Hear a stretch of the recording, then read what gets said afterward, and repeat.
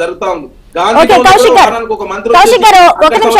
కౌశిక్ గారు ఒక్క నిమిషం. పథకాలు పెట్టడం లేకపోతే ప్రజల దగ్గర నుంచి వినతి పత్రాలు తీసుకోవడం అదొక ఎపిసోడ్ అయితే, దాన్ని ఎంత మేర ప్రజల దగ్గరికి చేరువ చేస్తున్నారు, ప్రజా సమస్యలు పరిష్కరిస్తున్నారు అనేది ప్రస్తుతం మాట్లాడాలి. ఎందుకంటే సంవత్సర కాలం పూర్తి చేసుకోబోతుంది కాబట్టి.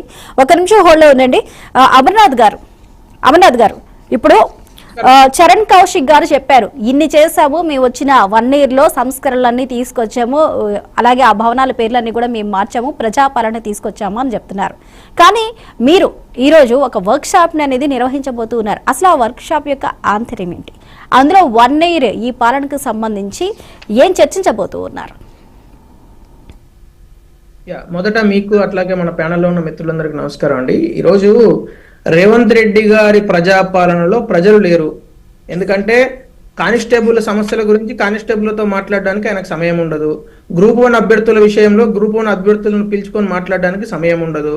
ఆ తర్వాత రైతులు అక్కడ లగచరుల్లో రోజు వాళ్ళను గొడ్లను కొట్టినట్టు కొడుతూ ఉంటే, తొడల మీద వెన్నుల మీద తలకాయలు వాళ్ళకు కొడుతుంటే వాళ్ళతో కనీసం మాట్లాడే టైం ఉండదు. వాళ్ళ తమ్ముడిని పంపిస్తాడు, ఏ హోదాలో పంపిస్తాడో వాళ్ళకి తెలియదు, వాళ్ళ బ్రదర్ను పంపిస్తాడు. సో ఈ విధంగా రేవంత్ రెడ్డి గారి ప్రజాపాలనలో ప్రజా అనేది తీసేసారు వాళ్ళు, ఎప్పుడో చాలా రోజులు అయిపోయింది. అంటే ఇప్పుడు చరణ్ కౌశిక్ గారు చెప్తున్నట్టు బాగా పెద్ద అంతా వాళ్ళ మొత్తం అభయహస్తం మేనిఫెస్టో అంతా చదివేసిండు ఆయన. కానీ దానిలో ఇప్పుడు రైతుల రుణమాఫీలో గాంధీ భవన్ సాక్షిగా అగ్రికల్చర్ మినిస్టర్ గారు ఇంకా 20 లక్షల మందికి రైతు రుణమాఫీ కావాల్సి ఉందని ఆయన చెప్తే, ఈయన మొత్తం మహారాష్ట్రలో దేశం అంతా వెళ్ళి 40 లక్షల మందికి ఇచ్చేసినాం, 40 లక్షల మందికి ఇచ్చేసినాం అని ముఖ్యమంత్రి గారు చెప్తారు. ఆ తర్వాత ఎంఎస్ఎంఈ స్కీమ్ కింద ఇప్పటి వరకు ఎంతమందిని ప్రోత్సహించారు, ఎంఎస్ఎంఈలు ఎంతమందిని వేశారని ఆర్టీఐ ఫైల్ చేస్తే నాకు వచ్చింది 0. ఇప్పటి వరకు ఎంఎస్ఎంఈ పాలసీ అవుతున్నది, ఒక్క ఎంఎస్ఎంఈ కూడా వాళ్ళ పాలసీ కింద రిజిస్టర్ కాలేదు. మరి దానికి సమాధానం చెప్పాలి చరణ్ కౌశిక్ గారు.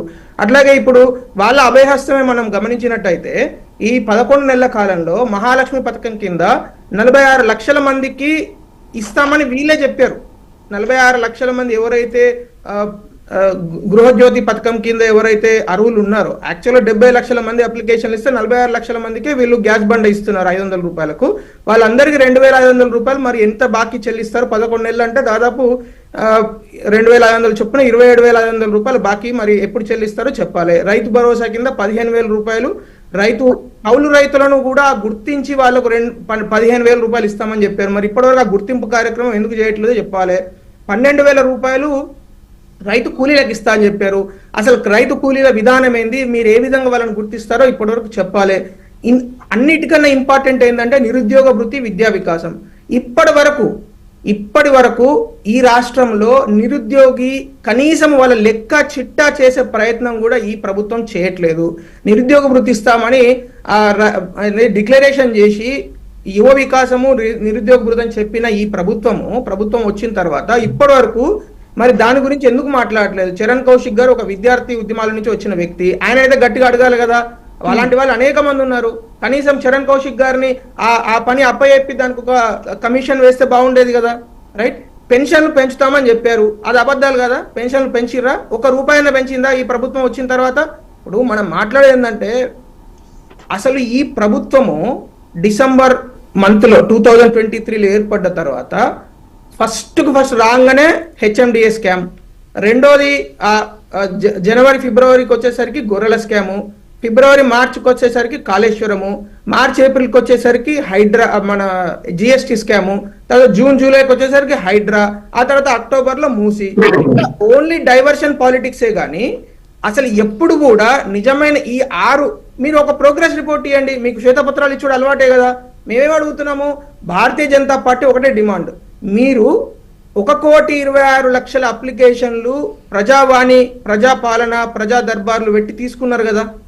ఈ 1,26,00,000 అప్లికేషన్లో మీరు ఎన్ని రిజెక్ట్ చేశారు, ఎన్ని యాక్సెప్ట్ చేశారు, దానిలోంచి ఏ పథకం కింద ఎంతమంది లబ్ధిదారులు ఉన్నారో మీరు ఒక చట్టం రిలీజ్ చేయండి. ప్రోగ్రెస్ రిపోర్ట్ రిలీజ్ చేసి మీరు ప్రజలలోకి వెళ్ళండి అని చెప్తున్నాము. ఇప్పుడు విజయోత్సవాలు బ్రహ్మాండమైన ఏదో అద్భుతాలు సృష్టించిన మన విజయోత్సవాలు గవర్నమెంట్ డబ్బులతో, అంటే ప్రజా సొమ్ముతోని, ట్యాక్స్ పేయర్ సొమ్ముతోని వీళ్ళు ఏదైతే ఖర్చు పెడుతున్నారో, పెద్ద పెద్ద యాడ్లు ఇస్తున్నారో, మహారాష్ట్రలో యాడ్లు ఇస్తున్నారండి, మరాఠీ న్యూస్ పేపర్లలో యాడ్లు ఇస్తున్నారు. అసలు మరాఠీ న్యూస్ పేపర్లో యాడ్లు ఇవ్వాల్సిన అవసరం ఉన్నది మహారాష్ట్ర ఎన్నికలకు తప్పితే. సో అలాంటి వీళ్ళు ఇప్పుడు ఏం మాట్లాడుతున్నారు, మేము మొత్తం చేసేసినాము, అద్భుతాలు సృష్టించేసాం, అసలు తెలంగాణ మొత్తం సస్యశ్యామలం అయిపోయిందని. ఇప్పుడు ఒక్కసారి గ్రామీణ ప్రాంతంలో వెళ్ళండి, పాత మెదక్ జిల్లాలో 1008 కేంద్రాలలో ప్యాడీ కలెక్షన్ సెంటర్లు పెట్టాల్సిన అక్కర ఉంటే ఇప్పటి వరకు వాళ్ళు పెట్టింది లెస్ దాన్ 500. మొన్న నేను చూస్తే 387. సరే ఒక 2 రోజులలో పెరిగిందని అనుకున్నా, 500 కూడా క్రాస్ కాదు. అంటే 50% కూడా ప్యాడీ కలెక్షన్ సెంటర్లలో బియ్యం కొనుగోలు చేయట్లేదు. మళ్ళా అది కేంద్ర ప్రభుత్వము 100కు 100% డబ్బులు ఇస్తున్న ఆ యాక్టివిటీని వీళ్ళు చేయలేకపోతున్నారు. అమృత్ టెండర్లు, అమృత్ మున్సిపాలిటీల కింద ఇప్పటి వరకు 11,000 కోట్ల రూపాయలు గవర్నమెంట్ ఆఫ్ ఇండియా ఇస్తే ఇప్పటి వరకు పనులను వీళ్ళు ఇంప్లిమెంట్ చేయలేకపోతున్నారు. ఈ ప్రభుత్వము, ఈ చేతగాని ప్రభుత్వము దీన్ని ఈ 11 నెలల పాలనలో వీళ్ళు 11 ఏళ్ల విధ్వంసాన్ని సృష్టించారు. ఎందుకంటే మీరు గమనించండి, ఇప్పటి వరకు అసలు దేనికి కూడా అకౌంటబుల్ లేదు. అసలు ఈ ప్రభుత్వము, ముఖ్యమంత్రి గారు దేనికి అకౌంటబిలిటీ ఉండదు. అంటే మీరు జవాబుదారీతనం అనేది జీరో. మీరు ఏదైనా అడగండి, ఇప్పుడు గొర్రెల స్కామ్ లో ఏమైంది అంటే ఆన్సర్ ఉండదు, తర్వాత కాళేశ్వరం ఏమైంది అంటే ఆన్సర్ ఉండదు, మూసి ఓ పెద్ద యాత్ర చేసిండు కదా, మళ్ళీ మొన్న వచ్చి మాట్లాడితే విలేకరు మిత్రుడు అడిగితే ఏం చెప్తున్నాడు, 18 నెలలు వాళ్ళకి సమయం ఇచ్చినాము డిపిఆర్ ప్రిపేర్ చేయడానికి. 18 నెలల తర్వాత డిపిఆర్ వచ్చేదానికి యాత్ర ఎందుకు చేసి అది ఒక పెద్ద మహా సంకల్ప యాత్ర అని పెట్టిండు కదా. మరి అట్లాంటప్పుడు 150,000 కోట్లను ఎందుకు మాట్లాడాలి? డిపిఆర్ 18 నెలలకు వస్తే వచ్చేది ఉంటే మరి అది చెప్పాలి క్లియర్ గా. 18 నెలల తర్వాత మాట్లాడుకుందాం బ్రదర్, మనం ఎందుకు ఇప్పుడు తొందరపోవడం అని ముఖ్యమంత్రి చెప్తాడా, లేకుండా 150,000 కోట్లతో మేము మూసి పునర్జీవనం చేస్తామని చెప్పడం ముఖ్యమంత్రి గారు చెప్పారు కదా. సో అట్లా ముఖ్యమంత్రి గారికి ఏ విషయంలో కూడా జవాబుదారీగా ఉండడము మరి ఇష్టం లేదో, లేకుండా ఆయన వ్యక్తిగతమైన ఆయన స్వభావమే అట్లా మనకు తెలియదు. కానీ ఏ విషయంలో కూడా ఈ ప్రభుత్వం ఇప్పటి వరకు జవాబుదారీతనం, ఎంఎస్ఎంఈల గురించి మాట్లాడితే జవాబుదారీతనం ఉండదు. మ్యానుఫ్యాక్చరింగ్ ఇండస్ట్రీ గురించి అసలు ఏ ప్రాంతంలోనైనా, ఏ దేశంలో, ఏ రాజ్యంలోనైనా మ్యానుఫ్యాక్చరింగ్ పెరుగుతూనే ఎంప్లాయ్మెంట్ జనరేట్ అవుతుంది. ఇప్పటి వరకు ఎంత మ్యానుఫ్యాక్చరింగ్ ఇంప్రూవ్ చేసిర్రు, ఎంత పర్సెంటేజ్ ఎంప్లాయ్మెంట్ జనరేషన్ చేసిర్రో మీరు చెప్పండి. Telangana one of the lowest in India.